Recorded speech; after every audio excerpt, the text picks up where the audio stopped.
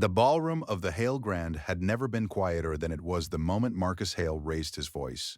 200 people in their best clothes stood frozen beneath a chandelier, the size of a small car, champagne going warm in their hands. And at the center of all that light stood an old woman in a gray cleaner's uniform who had not moved an inch. Her cart was tipped on its side. A spray bottle rolled slowly across the marble and came to rest against the toe of someone's polished shoe. And Marcus, in a suit that cost more than she earned in a year, leaned down toward her and said the words that the whole city would eventually repeat. "You deserve nothing. Do you understand me? You come into my house, you put your hands on what isn't yours, and you stand there like you've done nothing wrong. You deserve nothing." The woman did not flinch. That was the thing no one in that room would be able to forget. She did not cry. She did not beg. She did not look at the floor the way a guilty person looks at the floor. She simply lifted her chin a half inch and held his gaze. And for one strange second, it was Marcus who looked away first. Her name, as far as the staff knew, was Margaret. She had worked the night shift for 3 weeks. She mopped the lobby, she wiped down the brass, she emptied the bins on 40 floors, and she did it without a word of complaint.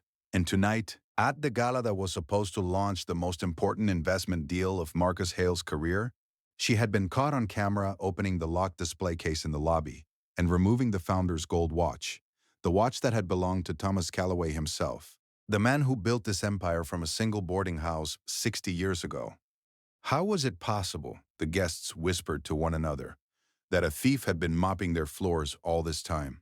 But the better question, the one not a single soul in that ballroom thought to ask, was why a woman who could have walked out the front door at any moment, who could have stopped this with one sentence, chose instead to stand in silence and let a proud man bury himself in front of everyone he was trying to impress. What he would learn before the night was over would bring him to his knees. Marcus Hale had been the chief executive of Callaway Hospitality for 9 years, and in those 9 years, he had built a reputation for being right. It was rarely warm and never cruel, or so he told himself, but he was certain, and certainty had served him better than kindness ever had. It had taken a tired chain of old hotels and turned them into something the financial papers wrote about. He had a corner office on the 34th floor, with windows on 2 sides, and on a clear evening, he could stand there and watch the sun go down behind the river while the whole city switched its lights on below him, and he could believe quietly that he had earned all of it. He had never met the owner. No one had, not in years. The company was held in a private trust, and the trust spoke only through lawyers, and the lawyers spoke only when they had to. There were rumors that the founder's widow still controlled everything from somewhere, but Marcus had stopped believing in her the way grown men stop believing in weather they cannot see. He ran the company as if it were his own, because for all practical purposes it was. His one flaw was the kind that hides inside a virtue. He believed that he could read people. 30 seconds, he liked to say, and I know who's sitting across the table. He had said it so many times that he had stopped testing it. And because he believed he could see everything, he had stopped looking. And a man who has stopped looking is the easiest man in the world to deceive. The person who deceived him was named Victoria Crane. Victoria was his director of operations, sharp and beautiful and ambitious in a way that read as competence until you got close enough to see what it actually was. She ran the galas, she ran the budgets, she ran the part of the business that touched money before money touched the books. For 18 months, she had been quietly selling off the small treasures of the company's history, a first edition guest ledger, a set of antique keys, a painting from the original lobby, and laundering the proceeds through a vendor account that existed only on paper. The founder's gold watch was to be the largest sale yet. A private collector in another country had already wired the deposit. The only problem was the new cleaner, the quiet old woman who worked the night shift and noticed things. The woman who had stopped one evening in front of the display case and stood there so long, looking at that watch, that Victoria had felt something cold move through her stomach. So Victoria had made a decision. If the watch was going to disappear, it would disappear in someone else's hands. On the night of the gala, she had unlocked the case herself, removed the watch, and slipped it into the pocket of Margaret's cart, while the old woman was emptying a bin 2 floors up. Then she had walked to Marcus, her face arranged into perfect distress, and told him that she had just seen the night cleaner open the case. And Marcus, who could read anyone in 30 seconds, had looked at Victoria's lovely worried face and believed every word. That was how the most powerful man in the building came to be standing in his own ballroom, in front of the investors he needed most, screaming at the one person in the room who could have ended him with a sentence. They searched the cart. Of course, the watch was there, exactly where Victoria had left it. And Marcus felt the floor of his certainty hold firm beneath him, and he let the anger come, because anger felt so much cleaner than doubt. Empty your pockets, Victoria said loud enough for the room. People like this never stop at one thing. A security guard reached toward the old woman, and she stepped back, not in fear, but the way a person steps back from something beneath them. From her chest pocket, as she moved, a small photograph slipped loose and fell to the marble face-up. It was a picture of a man, an old picture, soft at the corners from being carried for many years. Victoria looked down at it. Then she did something that several people in that room would describe later when they were trying to explain when exactly they had turned against her. She set the toe of her shoe on the photograph and slid it across the floor toward the trash that had spilled from the cart. "What's that?" Victoria said. "You're dead, somebody? Sweep it up with the rest of the garbage." The old woman knelt slowly, with a dignity that made the kneeling look like the opposite of submission, and she picked up the photograph, and she wiped the print of Victoria's shoe from the face of the man in it with the side of her thumb. And then she stood back up to her full height, and she looked at Marcus Hale, not at Victoria, and she spoke for the first time all night. "You can put me out into the cold, Mr. Hale, and I will go quietly. I won't make a scene in your beautiful room." Her voice was low and steady, and it carried farther than his shouting had. "But you should remember something, because I think one day you'll need it. A great house only stands as long as it remembers who laid its first stone." And this one, she looked, just once, at the chandelier, at the marble, at the brass she had polished with her own hands. This one has started to forget. The silence that followed lasted maybe 3 seconds. It felt like a year. Then Victoria laughed too quickly and said, "Get her out." And the spell broke. And the security guard took the old woman by the arm and walked her toward the service doors, while the investors looked at their shoes and the chandelier burned over all of it. And Marcus Hale stood exactly where he was, victorious, and could not for the life of him understand why his chest felt the way it did. He should have gone back to his guests. The deal was waiting. Victoria was already gathering the room back together with that bright managing voice of hers, turning the ugliness into an anecdote. And all Marcus had to do was rejoin them and let the evening close over the moment, like water over a dropped stone. Instead, he found himself near the service corridor, where the old doorman Walter was holding the door for Margaret as she stepped out into the loading area with her coat over her arm and her dignity wrapped around her like a second coat. Walter had worked at the Hale Grand for 40 years. Marcus had inherited him along with the building and had never once had a real conversation with him. Now the old man was watching Margaret walk away into the dark, and there were tears on his face, and he was not bothering to hide them. "You all right, Walter?" Marcus said. Walter looked at him for a long moment. "The way you look at someone you used to respect." "You don't know what you just did, sir," he said quietly. "And I'm not the one who's allowed to tell you." Then he turned back to the night and let the door swing shut. "A great house only stands as long as it remembers who laid its first stone." Marcus could not get the sentence out of his head. It followed him to the valet stand. It sat in the passenger seat of his car. And before he had decided anything at all, before they could explain it to himself in any language that would have satisfied the man he believed himself to be, he had pulled out of the garage and was driving slowly down the avenue, 20 yards behind a tired old woman walking alone to a bus stop in the cold. Ed told himself he was making sure she didn't come back to vandalize the building. He told himself it was about protecting his property. Ed did not call the police, though he easily could have, and he did not let himself ask why he didn't. Some part of him, the part that had stopped looking years ago, had cracked open in that ballroom, and through the crack, a single question was leaking. What did she mean? She rode the booze for 40 minutes. Marcus followed it the whole way, his expensive car gliding through neighborhoods he had only ever seen as names on a map of his own delivery routes. The avenue with its lit shop fronts gave way to wider, emptier streets. The streets gave way to blocks where half the lamps were dark. He had lived in this city his whole life and he had never once been here. And the strange thing, the thing that gnawed at him as the blocks rolled past, was how close it all was. 20 minutes from his 34th floor windows, that was all. 20 minutes from the marble and the chandelier, there were children asleep behind cardboard taped over broken glass, and porches with no light, and front steps where men sat in the cold, because the rooms behind them were colder, and not one of them had ever appeared in any report that crossed his desk, because the company measured only the part of the world that could pay to stay in its hotels.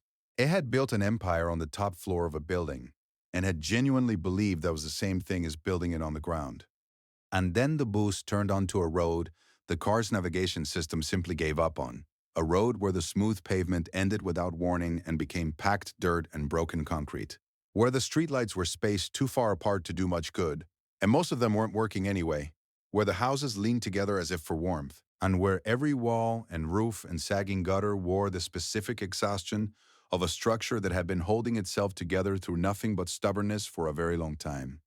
His headlights caught a dog crossing the road without hurrying. A curtain moved in a dark window as he passed. It felt, absurdly, like an intruder, as though the expensive car around him were a costume that everyone on the street could see straight through. The bus stopped. The old woman climbed down, and Marcus pulled his gleaming car to the side of a street that had never seen a car like it. And for the first time in his adult life, he felt completely out of place in the world. His shoes wrong for the ground, his coat wrong for the cold, his certainty wrong for everything. It followed her on foot, at a distance, his polished shoes loud on the broken stone. She walked to the end of the road to where the houses ran out entirely, and there, set back behind a low fence, stood a building that stopped him in his tracks. It was old. It was wooden, 2 stories, with a deep porch and a steep roof. And though it was clearly poor, though the paint had long ago surrendered to the weather, it was cared for in a way the houses around it were not. Someone swept that porch.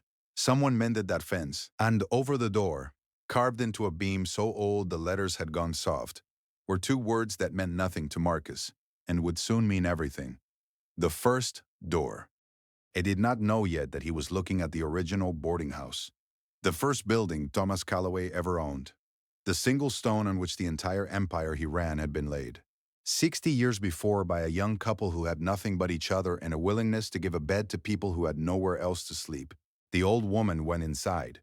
A warm light came on in a downstairs window. Marcus crossed the frozen yard, the way a man crosses a river. He is not sure he will survive.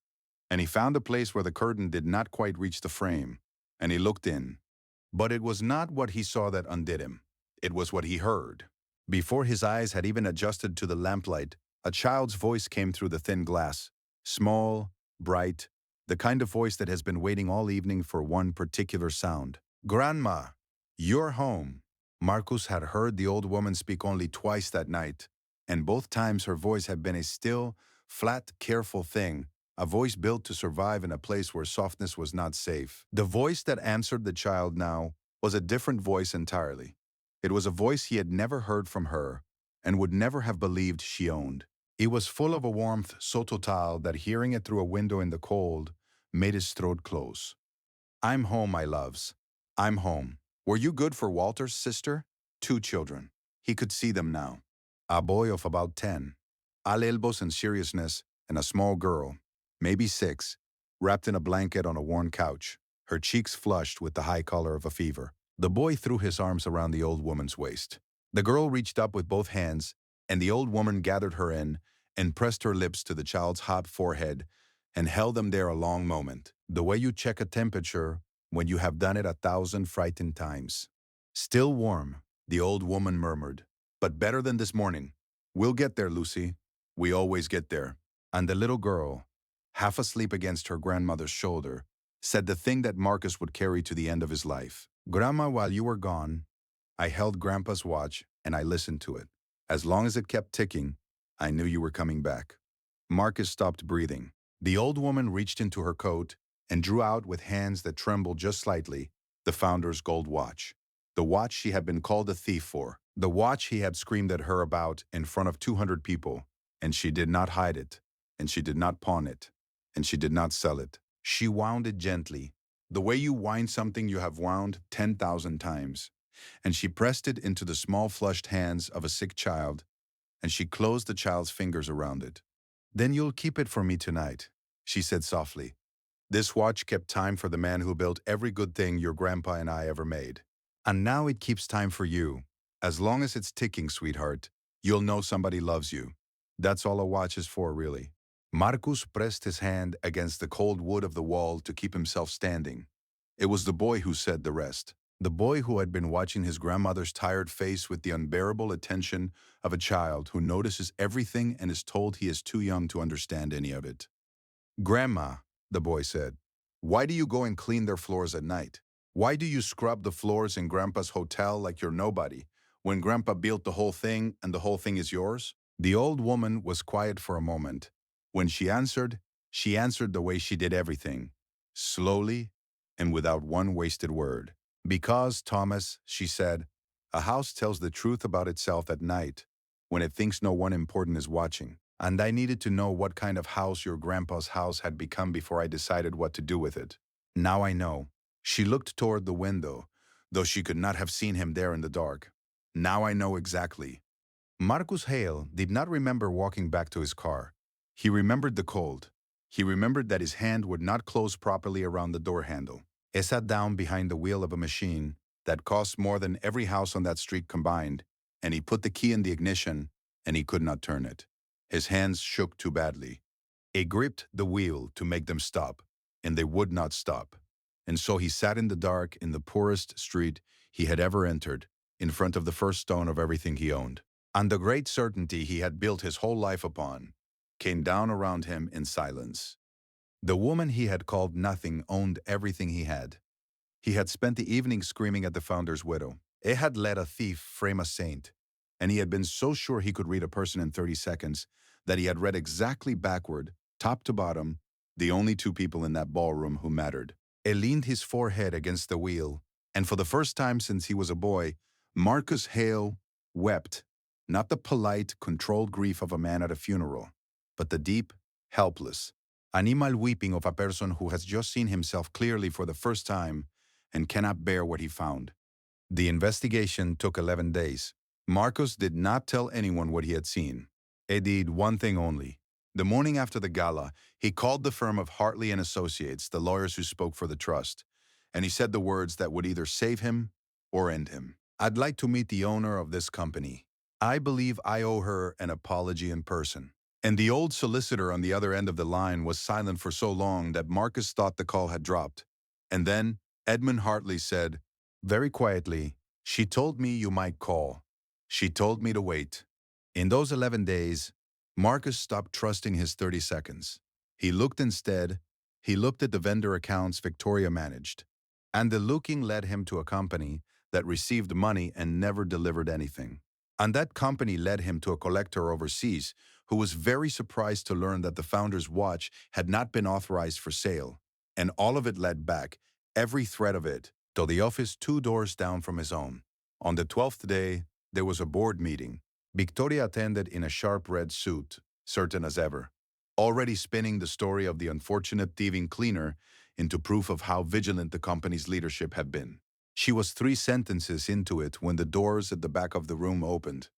Edmund Hartley came in first, an old man in an old coat, carrying a leather folder, and behind him, in a plain dark dress, with her chin lifted that same half-inch, walked the night cleaner. Walter the doorman held the door for her. He was not crying this time. This time he was smiling the way a man smiles when he has waited 40 years to see something put right. "Ladies and gentlemen," Hartley said, "I'd like to introduce the controlling owner of Callaway Hospitality, the founder's wife and partner in everything he built, Mrs. Margaret Callaway." The room did not breathe. Margaret Callaway walked to the head of the table, to the chair that no one had ever sat in.